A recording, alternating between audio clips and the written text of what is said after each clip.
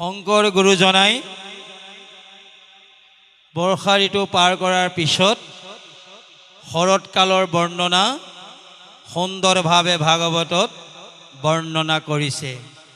এতিয়া শৰৎকালত কি কি ঘটনা ঘটিছে তাক দুলৰী পদে কৈছে যে ৰাজাক সম্বোধি কহে সুকে যেবে বাৰিষা সময় গল্য শৰৎকালৰ যত মহাগুণ সবেও বিদিত ভল্য। বাৰিষা মানে পংক মানে বোকা। বাৰিষা কাল অহাৰ লগে লগে ৰাজপথবিলাক বোকাৰে পোত খায়। যেনিয়ে তেনিয়ে পানী অহা যোৱা কৰাত ব্যাঘাত জন্মে। সেইকাৰণে বাৰিষা কালটো ভাগৱতে কৈছে কিছুমানৰ কাৰণে ভাল আৰু কিছুমানৰ কাৰণে বেয়া। বাৰিষা কাল আহিলে খেতিয়কৰ কাৰণে ভাল, খেতি ভাল হ'ব, বোকা হ'ব, ভূঁই ৰুব পাৰিব। আৰু যিসকলে বেপাৰ বাণিজ্য কৰে, ব্যৱসায় কৰে, চাকৰি কৰে, তেওঁলোকে যাবলৈ ৰাস্তাবিলাক বেয়া হয়, বানপানী হয়, মানুহৰ দুৰ্যোগ হয়, য'তে ত'তে থাকিবলগীয়া হয়, সম্পত্তি হেৰায়। সেইকাৰণে কৈছে ভালে হ'ল বাৰিষা কালটো গুচি গ'ল, শৰৎকালটো আহি পোৱাৰ লগে লগে শৰৎকালত কি কি ঘটিছে? গগন নিৰ্মল স্বচ্ছ ভৈল জল দূৰ গৈল মেঘগণ। গগন মানে আকাশ। আকাশ ফৰকাল হৈ পৰিল, নিৰ্মল হৈ পৰিল। স্বচ্ছ ভৈল জল, জলবিলাক পৰিষ্কাৰ হ'ল, ঠাণ্ডা হৈ পৰিল, নিকা হৈ পৰিল। আৰু কি হ'ল? দূৰ গৈল মেঘগণ, আকাশত আৰু মেঘ নোহোৱা হৈ গ'ল। মেঘ আহিলে আকৌ বৰষুণ হ'ব।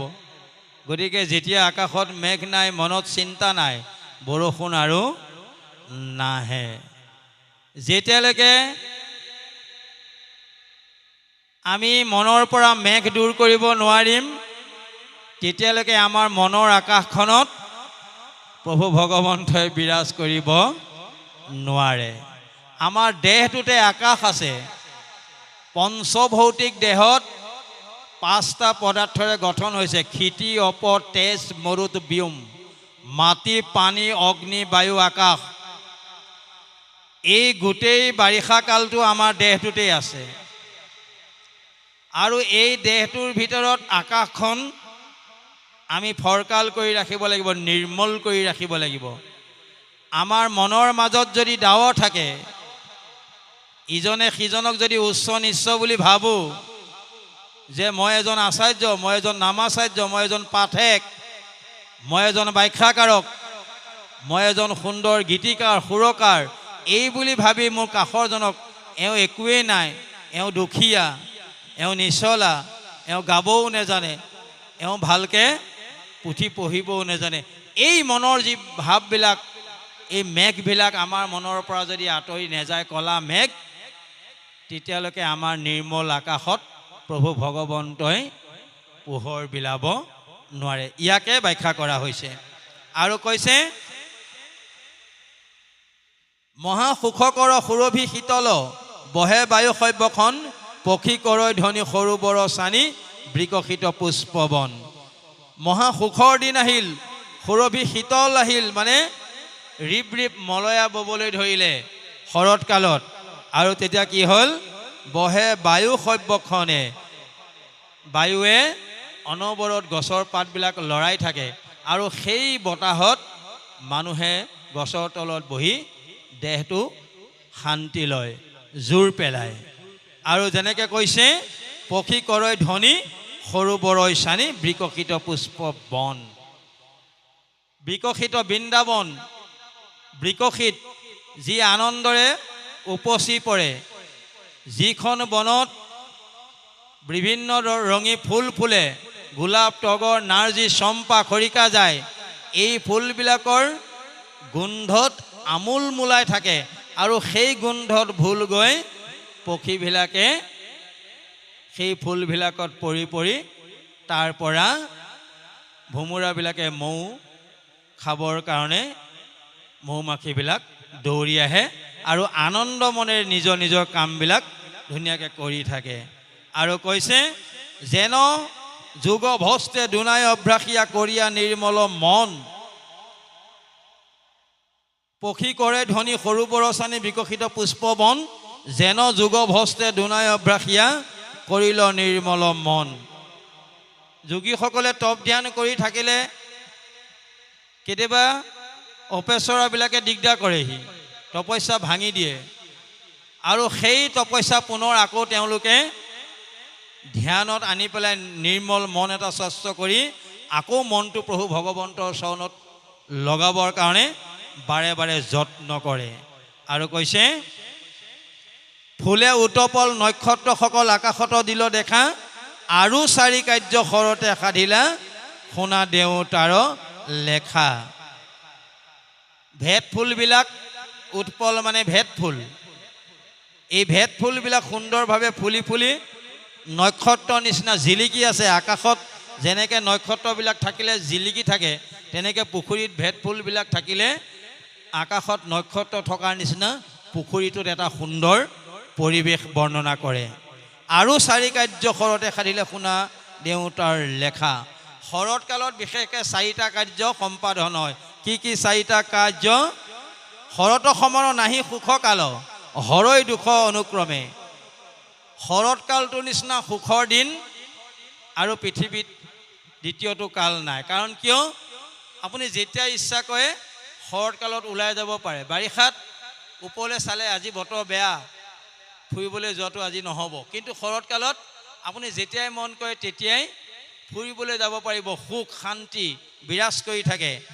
আৰু হৰৈ দুখ অনুক্ৰম, সুখ অহাৰ লগে লগে দুখবিলাক নাইকিয়া হৈ যায়। মানুহৰ জীৱনতো সুখ দুখেৰে ভৰপূৰ। সুখ কেতিয়া আহে? আমি বিচৰা বস্তুবিলাক যেতিয়া পাওঁ, বিচৰা গাড়ীখন, বিচৰা মাটিডৰা, বিচৰা সম্পত্তিখিনি, বিচৰা মোবাইলটো আৰু মনে বিচৰা সাজ পোছাক যদি যেতিয়া আমি পাই যাওঁ তেতিয়া আমাৰ মনত সুখেই সুখ, আনন্দই আনন্দ। যদি কোনোবা এজনী ছোৱালীয়ে দেউতাকক ক'লে দেউতা মোক ভাল মোবাইল এটা লাগিব, যদি দেউতাকে পিছদিনাখনি আনি দিলে তাইৰ সমান সুখী আৰু পৃথিৱীত কোনো নাই। গতিকে যিটো বস্তু পাবৰ কাৰণে আমি হেঁপাহ কৰোঁ আৰু সেই বস্তুটো পাওঁ তেতিয়া আমাৰ মনলৈ সুখ আহে। আৰু সেই বস্তুটো যেতিয়া আমাৰ হাতৰ পৰা হেৰাই যাব, দেউতাকে মোবাইলটো দিছিল কলেজলৈ নিওঁতে বেগত থওঁতে কোনোবাই লৈ গুচি গ'ল, সেই একেটা বস্তুতে সুখো আছে আৰু সেই একেটা বস্তুতে দুখো আছে। কোনোবাই আমাক যদি সন্মান কৰে, ভাল ফুলৰ গামোচা এখন দি আদৰণি জনায়, মিটিঙত ভাষণ দিওঁতে ভাষণটো ভাল হৈছে বুলি যদি কয় আমাৰ মনত সুখ আহিল আৰু আমি আনন্দ কৰিলোঁ।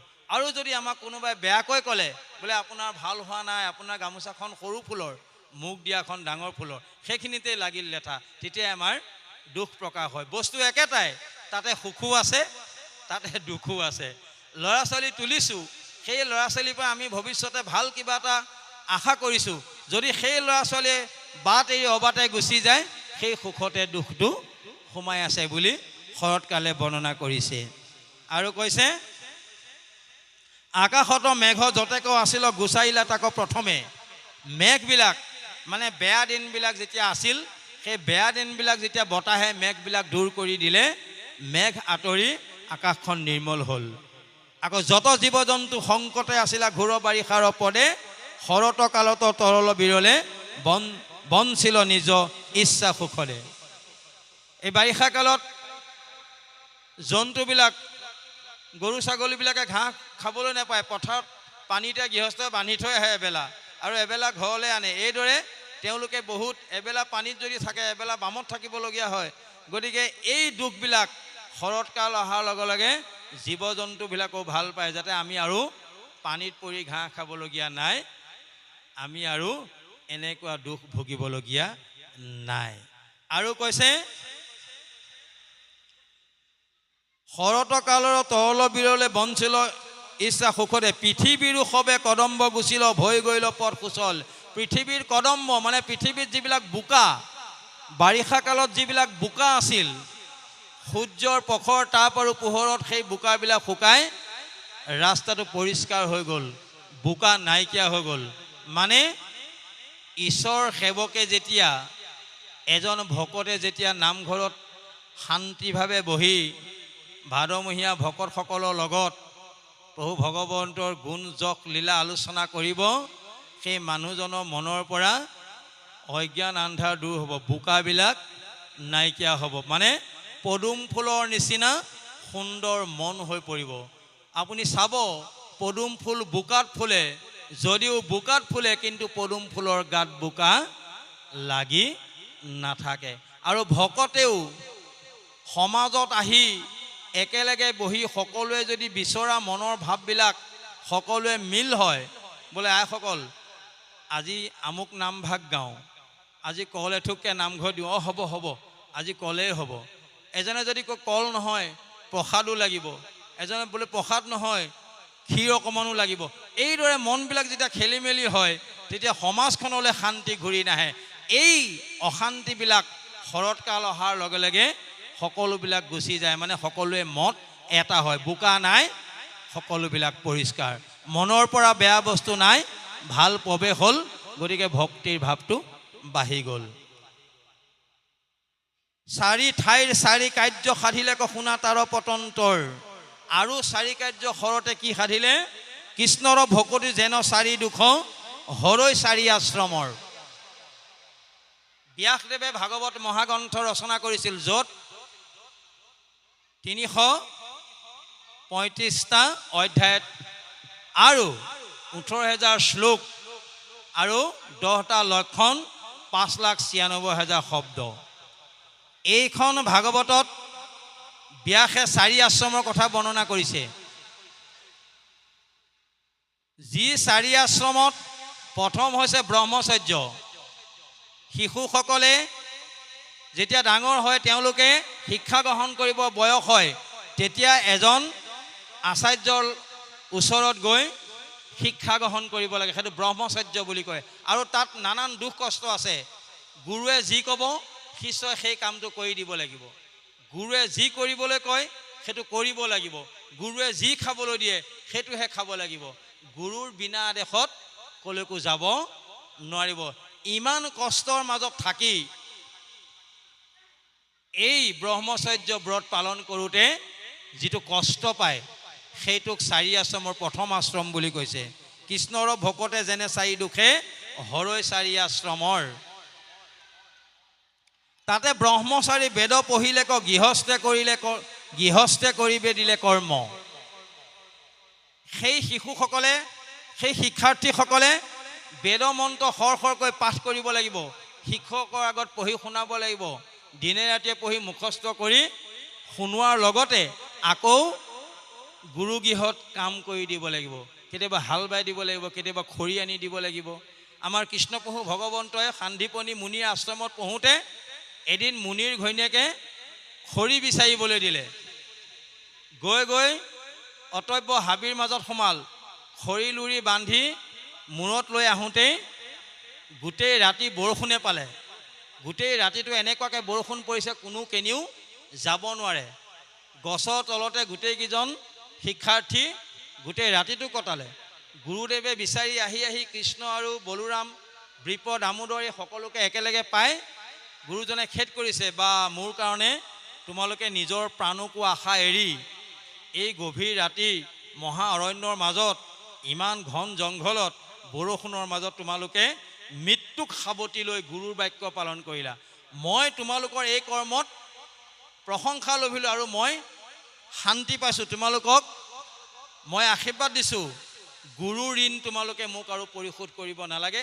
আৰু মই যি শিক্ষা দিবলৈ বাকী আছে আশীৰ্বাদ দিছোঁ, নিশিকালেও তোমালোকে সেইখিনি শিক্ষা ইতিমধ্যে পাৰিবা কৰিব। গতিকে সেইখন হৈছে ব্ৰহ্মচৰ্য ব্ৰত। আৰু গৃহবাসী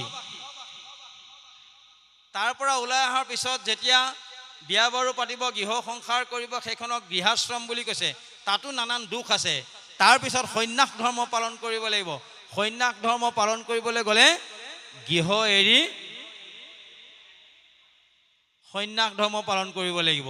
মানে মন্দিৰে মন্দিৰে বা আশ্ৰমে আশ্ৰমে ক'ৰবাত ক'ৰবাত থাকিব লাগিব। তাৰপিছত সন্ন্যাস ধৰ্ম পালন কৰাৰ পিছত নহয় বনাশ্ৰম, তাতে বনবাসী গৃহস্থী ধৰ্ম পালন কৰাৰ পিছত বনবাসলৈ গুচি যাব লাগিব আৰু বনত নানান দুখ কষ্টৰ মাজত থাকি নানান ফল মূল ভক্ষণ কৰি তাতে দিন নিয়াব লাগিব।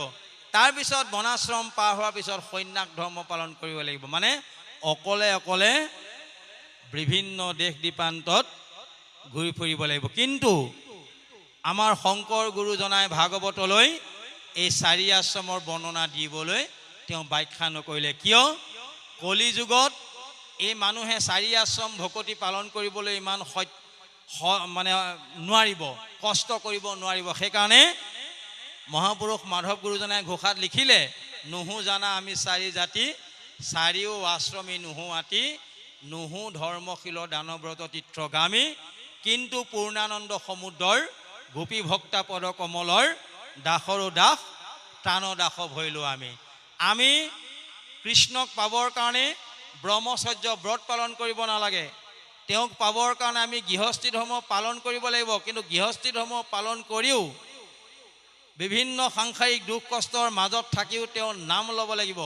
আৰু আমি বনলৈ গৈ দেহটোক ক্ষয় কৰি ক্ষতি কৰি ঈশ্বৰক উপাসনা নকৰিলেও হ'ব। আৰু সন্ন্যাস ধৰ্ম পালন নকৰিলেও আমাৰ এই চাৰি আশ্ৰম কেৱল মাত্ৰ আমি এটা জাতিত কৰিব পাৰিম, সেইটোৱে হৈছে আমি কৃষ্ণৰ একান্ত সেৱক বা দাস হ'ব লাগিব। এইখিনি কথাকে শৰৎকালত বৰ্ণনা কৰা হৈছে। কৃষ্ণ